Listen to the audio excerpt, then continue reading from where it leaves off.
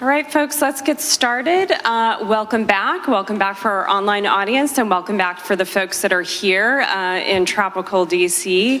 Thank you for braving the heat. So this is the last panel of the day, but it is not the end of this conference. Sorry for the online folks, you only get one more thing after that, and it's our lovely coordinator for this, Joseph Micah, speaking with Jeffrey Pyatt, and then there will be a reception for those of you that are here. So we have lots of incentives for you to stay engaged and listen very closely to what we have today. My name is Erin Murphy. I am a Deputy Director and Senior Fellow here at CSIS with a chair on India and Emerging Asia Economics. I do more the Emerging Asia Economics, so please don't ask me about India, but you can ask them whatever you want.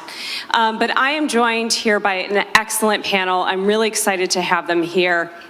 I'm joined by Nick Lombardo, who I don't memorize everyone's titles. I do know their names, but I'm going to have to look at this. He's a Senior Program Director for International Policy at ClearPath. I'm also joined by Rebecca Brocado, who was a colleague of mine at the U.S. International Development Finance Corporation, not to make this all about myself, but, you know, I'm the moderator. She not only worked at the DFC, but right now she is a founder and principal of Stony Run Advisory. And finally, we're joined by Joanna Lewis, who is an associate professor and director for science, technology, and international affairs at Georgetown University. So as you can tell, we have an excellent panel here. And without further ado, we're going to kick off, and I'm going to start with you, Nick. If you're in DC, you know, we're all nerds, we all follow what's happening. So the Development Finance Corporation, again, a big thing here for the panel, but we heard the representative talk a bit about DFC this morning. But it was created during the first Trump administration. And it was to give the US more strategic tools in development finance. It's basically America's development finance bank.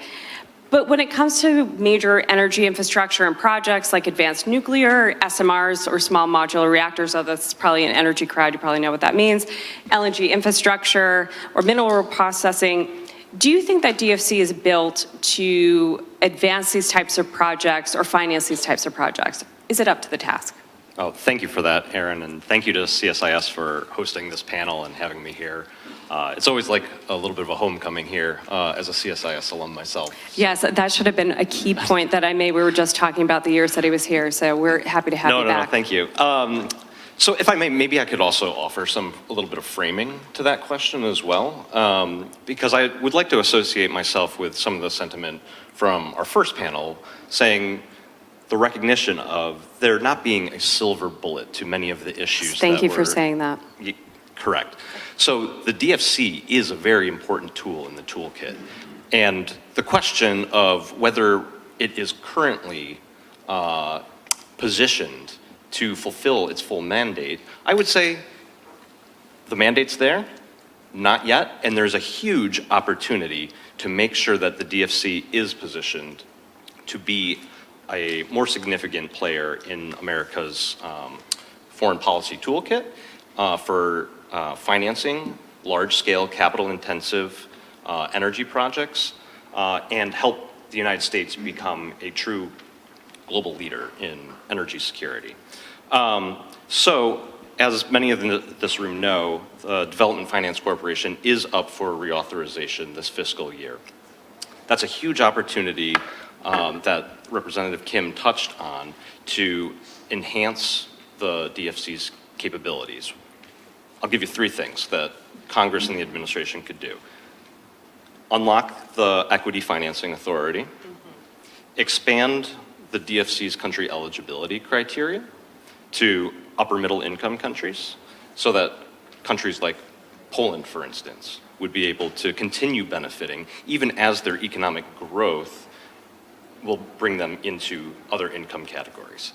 And then third, increasing the contingent liability cap, the overall lending capacity of the finance corporation. I think in addition to that, making sure that DFC is able to attract the right talent and have the right in-house expertise to be able to structure complex, large-scale, capital-intensive deals, whether that's around nuclear, whether that's critical minerals processing, refining, and the like.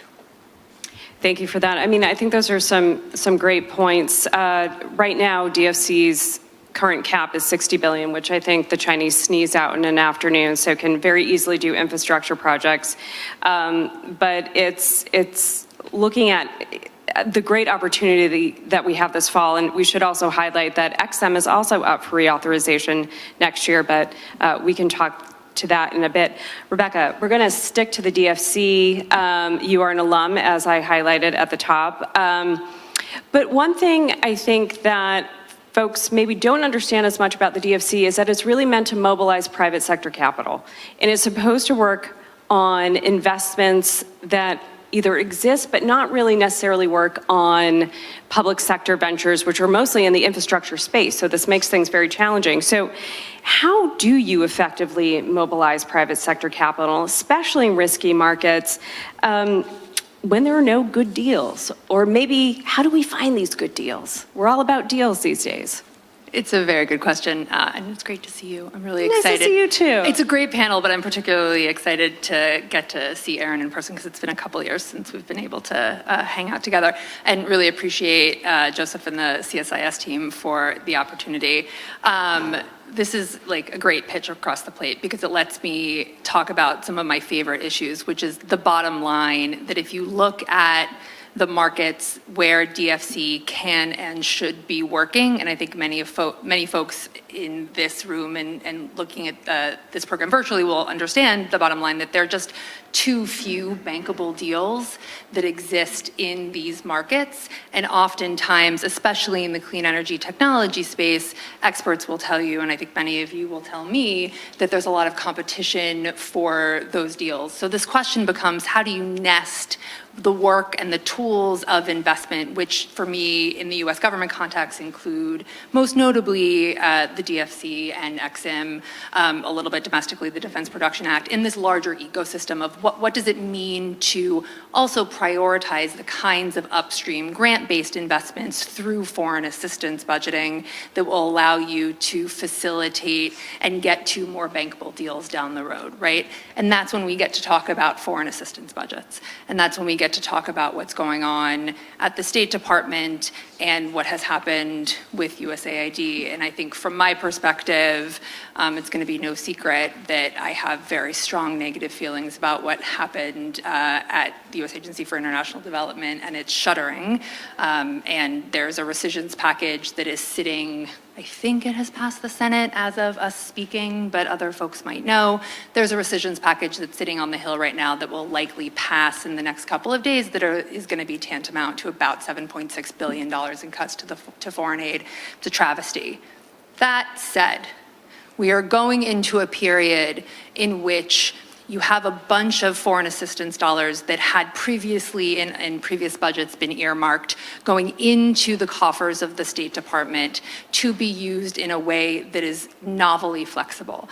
And you have a bipartisan interest and sentiment in figuring out how to use those dollars to support economic resilience. So I do think there is this moment alongside the reauthorization timelines that Nick was just talking about, where we really can start digging in to think through what are the kinds of grants, project preparation facilities, the Millennium Challenge Corporation and its compact authority so that you can do some of the infrastructure investments that Aaron is talking about, entrepreneurship training, expanded technical assistance, where you will be able to better leverage DFC's toolkit and create a system where not just DFC, but other investors, impact investors, other private investors looking to go into emerging and frontier markets will have more bankable deal flow to look to and invest in. And DFC might make it through this budget process relatively unscathed. I mean, again, I only looked at the news about 5 minutes to this panel, so who knows what's happened since then. But it should also be worth noted that the DFC board is really led by the State Department. And also it was USAID. So in addition to Marco Rubio's various hats, he is also the chair of the board of the DFC and USAID. So he has two board positions, lucky him. Is that government efficiency? Sorry, that's a panel for another day. It doesn't seem that efficient to me, but anyway, we'll see. So let's kind of take a step back here to also look at what's out there to invest in and who is doing the investing, because it's certainly not just the United States. We just focus primarily on the DFC. Again, my favorite topic. You can tell that I'm driving this. I'm the moderator with all the power. But I'd like to hear more from Joanna about what sort of tech is out there. Where do you see that supply chain changing? And I think kind of the huge elephant in the room is, where does China fit into this space? Yeah, great. Thank you for the question, and thank you very much for the invitation to participate this afternoon. I mean, I think it's important to sort of frame the magnitude, right, of what we're talking about here. And, you know, according to sort of the most recent data from Bloomberg New Energy Finance, right, we're looking at 2024 global investment in the energy transition hit a record 2.1 trillion last year, up 11% from a year earlier. China was responsible for 2/3 of that, essentially, 2/3 of that increase, and more than double any other economy, right? So the investment that we're seeing coming out of China is really significant. U.S. investment was stable, about a little over 300 billion, and UK and EU investment actually fell a bit. And part of this is investment in the clean energy supply chain, right? Because you do see a lot of countries building this out around the world, about 130 billion, as well as equity and debt assurances for climate energy transition purposes around, you know, just above $1 trillion. But I think we have to remember this is not enough, right? If we're actually looking at the scale of what's needed for the global climate change challenge, essentially, you know, this is about, depending how you estimate it, maybe, you know, a little over 30% of the levels required for the rest of this decade if the world's going to get on track for net zero by mid-century, right? So that's just to kind of frame the context.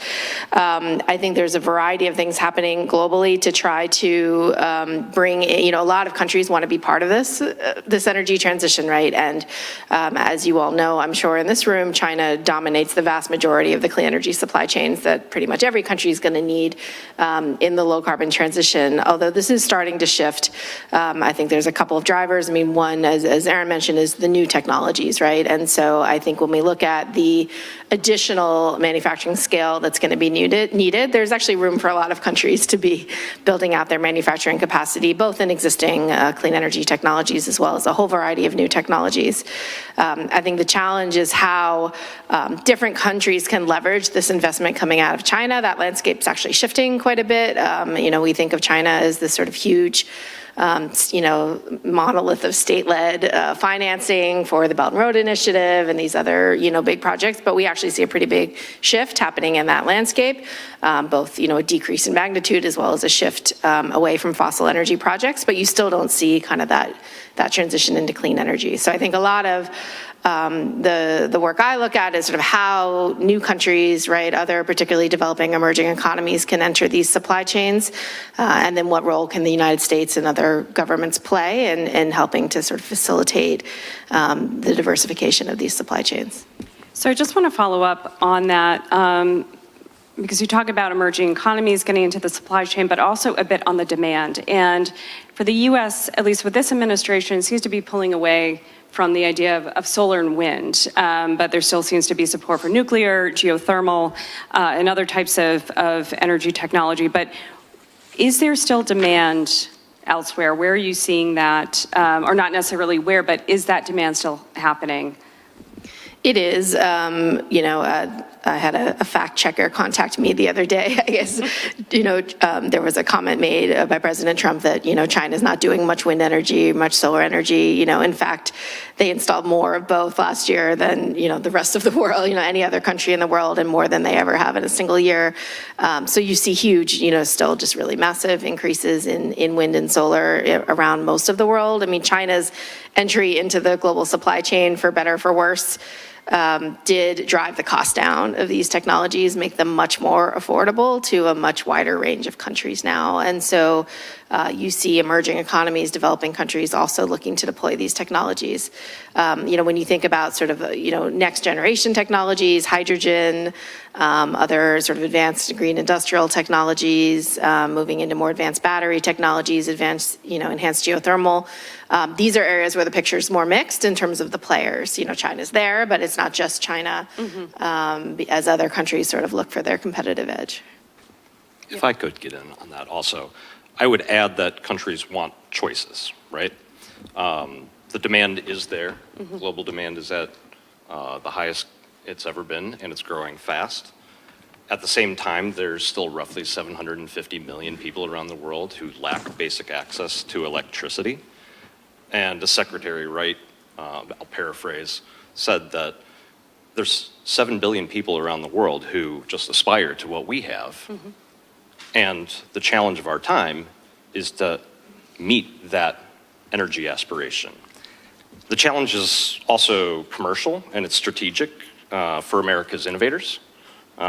Many countries are looking to build energy systems that are more capital intensive in technologies like new nuclear, LNG infrastructure, and advanced grid infrastructure. And they want to be able to partner with someone that they can trust. They want American engineering, they want American innovation, they want American values, and American values like transparency, reliability, and long-term quality. And they want options to support those economic choices and do so without geopolitical strings attached. Our financing model is fundamentally different than China's. We offer a better approach that's based on free enterprise, competitive markets, and real partnerships that crowd in the private sector and unlock investments. So on that, as we know, these projects require money. We talked about one avenue that can help finance that, but another one is XM, and we foreshadowed that earlier in the talk. So you kind of highlighted here how American financing works, where those options are, but XM is another avenue to finance. So if you could talk a little bit about what role XM plays, that is up for reauthorization as well, and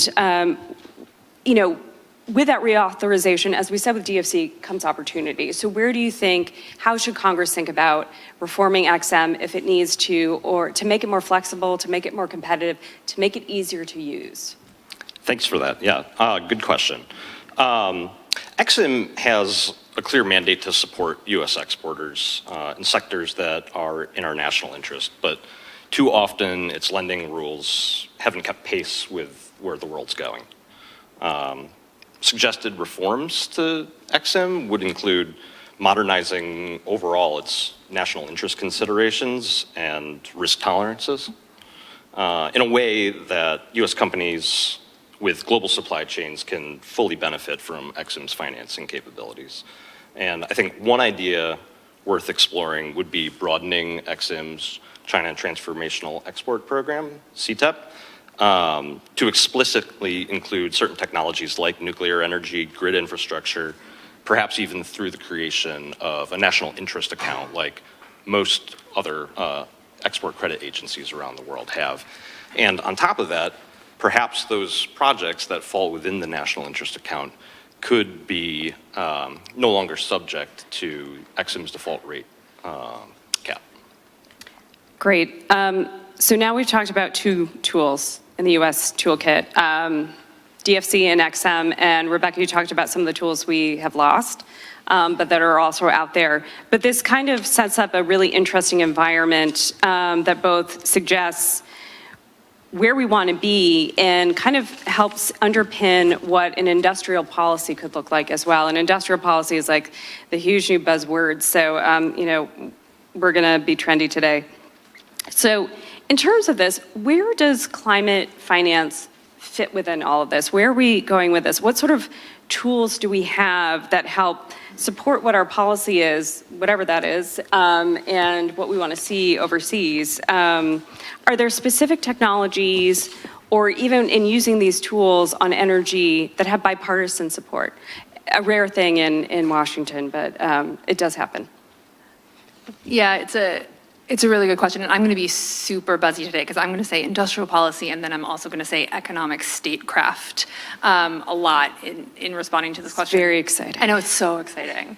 But look, just like taking a step back, right, and I'm going to say things that are probably very obvious to this audience, but I think it's really important framing. If you're thinking about how the larger DC, both Republican and Democratic policy community is thinking about this current moment, you're moving away from the comprehensive kind of large trade deals of the past, TPP, not USMCA, but we'll see what happens with renegotiation in the current tariff moment, query. And you're going into a space where these tools of investment and other incentives that leverage the private sector are increasingly part of how we do our diplomacy with key allies and partners. And I think that's really, really important. And from my perspective, as someone who sat with Aaron at DFC and prior to that was sitting on the National Security Council staff, one of my key takeaways from that experience in my tenure in government was that for all of these policies and all of this industrial policy, you also need to look at the tools of investment and foreign assistance and make sure that they are really fit for purpose. So in some ways, I'm going to go back a little bit to what Nick started with and talk a bit more about kind of how these tools function, because I think what is happening is you have an industrial policy conversation and it's crucially important, and you're starting to think through how these tools like EXIM, like DFC, like certain sort of diplomatic agreements and arrangements and focus on the G7, the concept of sectoral trade deals on things like critical minerals are all coming into play. But I think there often is a mismatch here between this issue of what the policy and diplomats want the tools to be able to do and what they actually can achieve. So at DFC, which is the entity that I obviously know the best, and so kind of can talk through a little bit in detail about my experience, there are a couple of things there that I think are part of this problem that really need to be improved, and they can be improved through the reauth process that Nick talked about. They also can be improved just kind of on their own with good leadership. And I actually am really excited about Ben Black, who is the incoming CEO of DFC, because I think he's got great experience he ran a credit fund and is just going to be, I think, a really good ally in this conversation, particularly around certain clean technologies that are maybe not solar or wind, but where there is, I think, a strong bipartisan through line. And for me, this is all a question of catalytic risk and portfolio management. So getting to a place in which the Development Finance Corporation has a portfolio management structure in place where it can identify the health of its portfolio and know when and how it can take strategic risk, and particularly catalytic moments, to help build and empower markets. A very good example of this is SMRs, right? How can the tools of investment and finance actually help create that market abroad when currently it's very, very nascent? And that's going to take a lot of catalytic risk-taking and strategic thinking in order to try and facilitate that. And it's something that when I was at DFC, when Aaron was at DFC, we were really struggling with. So for me, I think, understanding that you have this industrial policy conversation that's quite important there at the same time is this bipartisan support for a set of technologies. And I think Joanna cited some SMRs. The previous panel was talking through some. There's a reason that in the context of the One Big Beautiful Bill, the 45X technical tax credit maintained itself when the wind and solar credits did not, right? There is bipartisan support for some of these technologies. The work now to actually build policies that will provide dividends in the long term, right, is about really focusing on the fundamentals of these tools and leveraging that coalition to help improve them. So I want to flag one thing that you mentioned on risk, because one thing that I think hampers some of these tools that we have is that you're using taxpayer dollars. And since Reagan has said, oh, you don't want to lose taxpayer dollars, so to be risky, it is really challenging, and to try to get the sense of Congress around what kind of risk can DFC take, what kind of risks can XM take. It's as easy as looking at a crystal ball or tea leaves, perhaps, but yeah. And if I can double click on that, and again, many people in this room know, but DFC and EXIM in particular typically return funds to the Treasury Correct. on the financing that they provide. So dollar for taxpayer money, that's a good use of our energy diplomacy. Mm-hmm. I agree, but I'm going to keep you guys on the spot because we've mentioned these tools, we've mentioned bipartisan support, but as you can tell, and if anyone has even looked at a major project, been next to a major project, you know that there's different pieces of it. It takes a lot of time. but that everyone owns a different part of that project. So there was a bit of a fragmented nature as to how the U.S. can support some of these big projects. And with infrastructure, it becomes inherently complicated. Rebecca, you highlighted the incoming CEO that might be able to take a bigger picture approach, but I'm curious to see, both from Nick and Rebecca, if you have some comments on this as well, is what does real coordination look like? Because we haven't talked about USTDA either, the Trade Development Agency that also does feasibility studies. State Department has a role as well, and there's other places that departments and agencies can fit. So I don't, if you could talk a little bit about what would ideal coordination look like on a big infrastructure project? No, thank you for that. I appreciate the question and Rebecca's comments earlier on this. In general, what I'd suggest is that we need to move away from an agency-first model to a country-first model and think holistically about how we can engage with our partners on their energy systems and how they want to develop it and where their pain points are in a long-term coordinated way across our interagencies with a game plan, right? To compete, the United States needs to be more coordinated in offering that compelling package if we're going to have any chance of being able to win back some of the markets that we've already lost. Brazil's a great example of that. How do we be a better partner for a country like that where Chinese investments have made inroads across the board and now Chinese firms own in the realm of about 10% of Brazil's energy system, right? So to compete, USTDA, bringing in early stage studies, DFC for project finance, EXIM for US equipment exports, DOE for regulatory engagement and workforce development. It's not about copying the Chinese model. It's about offering a better one that's grounded in transparency, innovation, real commercial partnerships. I think a really great model to think about too, we also haven't mentioned the Millennium Challenge Corporation and their economic compacts model of, can we think of something along those lines? And I'd have a huge shout out to our friends over at the Energy for Growth Hub who have been pioneering a concept called energy security compacts. And I would encourage folks to take a look at that and start thinking about that type of arrangement of moving forward. I love the Energy Security Compact Authority idea, and hey, everyone has their homework. Go look at it. It's amazing. It's I think a really important part of this conversation. I think just to add to that, Aaron, correct my homework. During my tenure at DFC, I saw one very small example of the goal of what we are talking about here, which is a project that started being facilitated by a USAID grant, right, which led to a TDA feed study, which led to DFCTA, which led to a DFC loan, right? One, it was tiny and very much a unicorn. And for me, the answer is yes, DFC is still, I think it's also important to note, DFC is still actually a pretty new agency. It was authorized in 2018 and we're talking about reauthorization, but they are still kind of learning how to be DFC and not their predecessor agency, the Overseas Private Investment Corporation. And there's a bunch of stuff and reform that comes with that I'm happy to talk through in Q&A.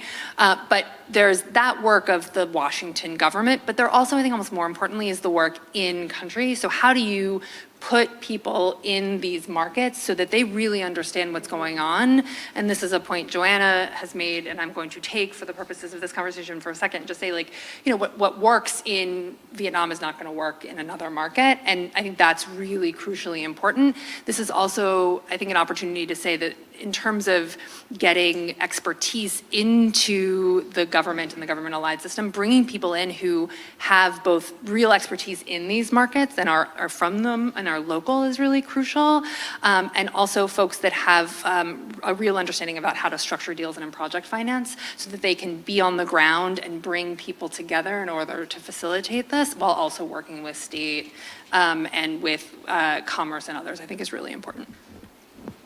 I was going to maybe just jump in on a comment that Nick was making about the sort of the comparative aspect of, sort of how China does things, right? And, certainly I think the United States has been doing this much longer. I mean, the sort of history of state-backed development finance, right, is still relatively new in China, and they're learning and, have had their own issues. I mean, I think when you look at sort of the comparative way that it's done, just from a purely sort of technical perspective, U.S. institutions really focus on more grant-based development assistance, right, including technical assistance, capacity building. That tends to be less of a focus, and that's become an issue in some countries, right, in terms of how these projects are operationalized. You see Chinese development finance institutions provide really a wider range of lending instruments. They can be a little more, they can sort of make it work for what's needed and have some more flexibility there, I think, just because of the nature of their institutional system.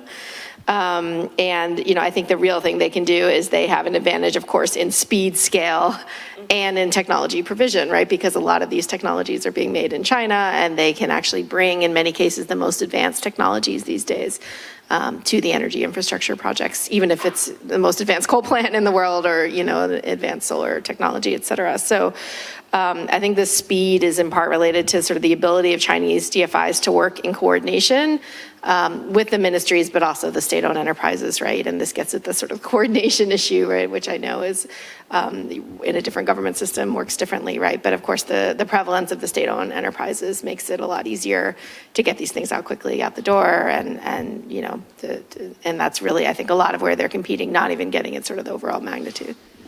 Yeah, and it's much more of a one-stop shop way of doing things, which is inherently much more easier. But Rebecca, you were going to say something. No, that's a good point, and I think also augurs for, I know that various folks have been thinking about a model out of Commerce or elsewhere in the U.S. federal government in which they facilitate more of a one-stop shop to be able to grapple with this kind of difference that you're describing. Just one point that I would be remiss if I didn't make, because you were talking about the Chinese system's ability to do different kinds of deals. The U.S. government, DFC, its institutions, from my perspective, has to get better at taking junior debt positions and subordinating to others in stacks when they're doing their work.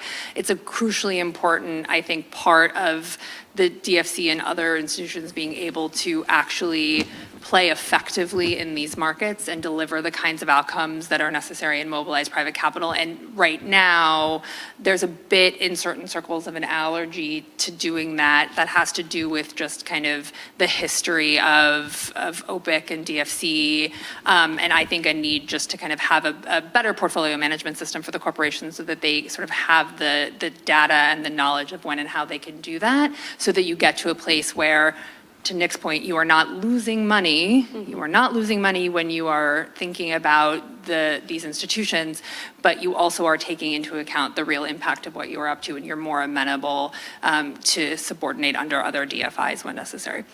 And the use of local currency as well. Oh, yeah. The dollar was quite strong for a long time, and it made loans and debt financing, which is, again, a key tool that we offer. Our money isn't free, with the exception of grant financing, and it is very expensive to pay back. So it's been quite challenging for countries, especially whose budgets were completely blown during COVID-19, which also, one note, when DFC is new, but its first 3 years of existence were basically during COVID. So trying to do due diligence on like manufacturing plants on iPhones, being like, no, can you just move it to the left? Your left, we can't see. So it's all been fun and games. But speaking of money, I just want to go back to China. We've talked about their model and whatnot, but I think there's a big question around how is China going to maybe take advantage of the situation where the U.S. seems to be withdrawing from the world, cutting government resources? That said, DFC and XM will continue, but is there gaps that they're going to fill? Is the U.S. still going to be competitive? And I think on the U.S. side, maybe that's more for Nick and Rebecca, but interested to hear your thoughts on where China is on that. Yeah, happy to start. I mean, I think that we all sort of assume that, China will jump in and take advantage and fill these gaps, but it's interesting. I mean, if you look at the recent trends, China's overall overseas development finance is actually down overall in the last 5 years, certainly from the peak, the sort of the pre-COVID peak in around 2017. And most experts think it's unlikely to return to those levels. And what you're really seeing is this sort of shift from the development finance to more FDI, right? And that, I think there's a variety of factors there. The more sort of sophisticated companies that are working in these markets and sort of shifting the nature of their investment. You're also seeing just overall trend in a shift of development finance away from the Chinese doing direct project finance and more towards essentially allocating funding to regional development banks and local development banks, and that gives them, they're then less directly involved in the projects themselves. You see, the actual, each individual loan has fallen in size, average size. I think this is just as the BRI has sort of matured, right? It sort of started in these big mega project type loans, right? And that really is shifting. And that, you have more lending going to the financial sector, I would say, so you're not lending directly to the physical projects, but again, to sort of the local institutions that can support the projects indirectly. So, I think this is in theory a good trend, right, for a variety of reasons, but it does mean that you will see potentially not as much of the sort of filling of the gap. I think the question about clean energy specifically is interesting because, as you may know, President Xi had said back in 2021 that China would no longer finance coal plants abroad using public finance, and the United States has made similar pledges in the past. And actually, if you look at the recent investment data, they have in fact followed up on that. They're not investing in new coal plants abroad, but because the total numbers are down, they're also not investing in clean energy projects abroad. You're not kind of seeing clean energy fill that void coming from the fossil-based projects. And so, I do think there's a bit of a rebalancing happening in the BRI and overall state finance, and it'll be interesting to see, how that potentially plays out in the coming years. Great. Well, did you have? I can, if you'd like me to. I was going to turn to the audience. Sure. All right, audience, now it's your turn. We have mics in the back. For anyone who has a question, please raise your hand. Yes, we'll go over here. And if you can say your name, where you're from, and by from company, this is DC. We appreciate hearing about your hometown, but Of course. I'm Sagatam Saha. I'm with the Center on Global Energy Policy at Columbia University. And I want to go back to the concept of deal pipelines, energy security concept, which I'm also a big fan of. And I spent some time in government. My kind of feeling about some of those issues is that some of the impediments are actually more sociocultural, getting agencies to work together when they often are evaluated by different structures and incentive structures than the technical barriers that I think policy folks and think tanks are more often thinking about solving. So if you agree, kind of how would you tackle those going forward? Yes, I agree. I think it's just a matter. I go back to what I talked about before, which is this is not going to happen in the front offices of these departments and agencies, right? It's going to happen on the ground. And so I see a big part of this is doing better to get kind of the commercial service officers guys in country with DFC contractors that kind of are from these markets. So fun fact, this is really in the weeds. According to DFC statute, it can contract outside of the FAR, outside of the federal acquisition regs. That is a great thing from my perspective because it lets the corporation contract out with real experts on the ground. And it's that kind of work over years that's going to get to a place in which you're going to be able to better facilitate this kind of work that we've been talking about that I think is so crucially important. It's never gonna be perfect, right? I think many of us in this room have worked in government bureaucracies or territorial. That's a thing, but from my experience, it worked best when you had folks on the ground and then you had leadership who understood and gave the flexibility to those folks in these markets to execute, which is another reason why we go back to these questions of earmarking of foreign assistance and of grant and other dollars, right? And making making sure that as we think about a redesigned function 150 account with all of the problems there, and it is so terrible, but like thinking about this moment of saying, all right, if you want to like create a new color of money that is no longer economic support funds or some sort of new kind of economic support fund, making sure that that is flexible so that it can address various different types of problems in market, and then there's transfer authority between state to these other departments and agencies. It's that kind of stuff that's really important. Question here.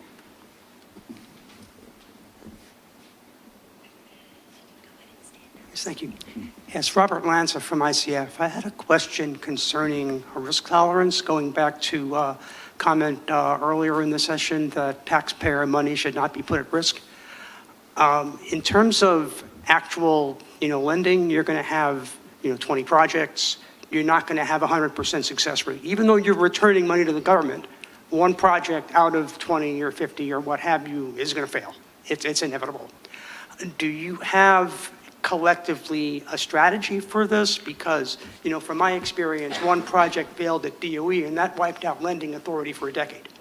You don't want that. So how do you approach, how much risk do you take, and how do you manage the risk when something goes the wrong way?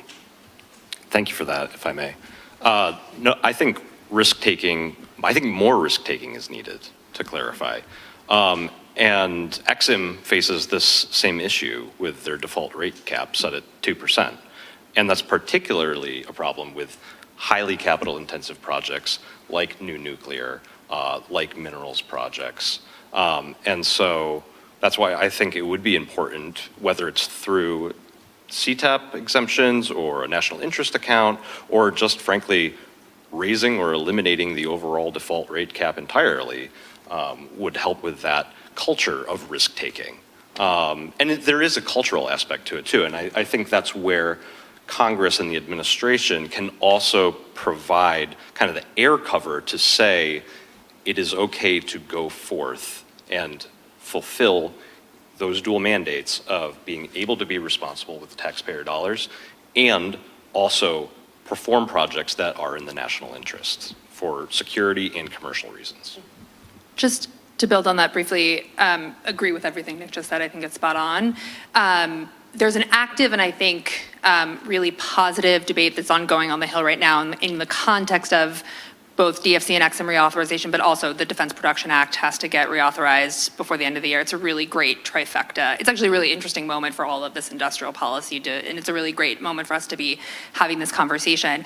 And the push is to ensure that as these statutes get reauthorized, there's language in these reauthorizations that highlight the exact issue and dynamic that you described, that prudent risk-taking is really important and you need to let things fail. Now, if that is in the national interest, national security interest, development interest, whatever the specific remit of the office or agency is. Now, I think there's another separate issue that is a little bit, under the radar of that sentence that I just said, which is specific projects failing and specific projects failing in a way that exists in the politicized world, right?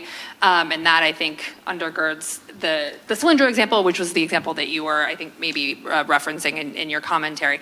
And there, I'm from Baltimore, that's life in the aluminum siding business. I mean, like certain corners were waiting to pounce on that, and it was a huge problem. The best I could come up with when I was at DFC to grapple with this exact issue and really push everyone to have an increased risk tolerance was simultaneously the portfolio management stuff. So thinking from an oversight perspective of going to the Hill and saying, our portfolio is sound and we're not going to lose money for you over a 10-year CBO budget window. And the other thing is to be clear in your engagements with your oversights and in public about when you want to take risks and why. So if you're about to make a junior loan or a first loss debt deal, making that clear and saying, we are doing this, it's concessional financing, we're taking a junior position, we might lose money on this, here's why we are doing it, it's really important. And saying that first and getting used to saying that first, I think is gonna be part of a larger cultural shift, to grapple with this problem. Okay, I think we have time for just one more question over here.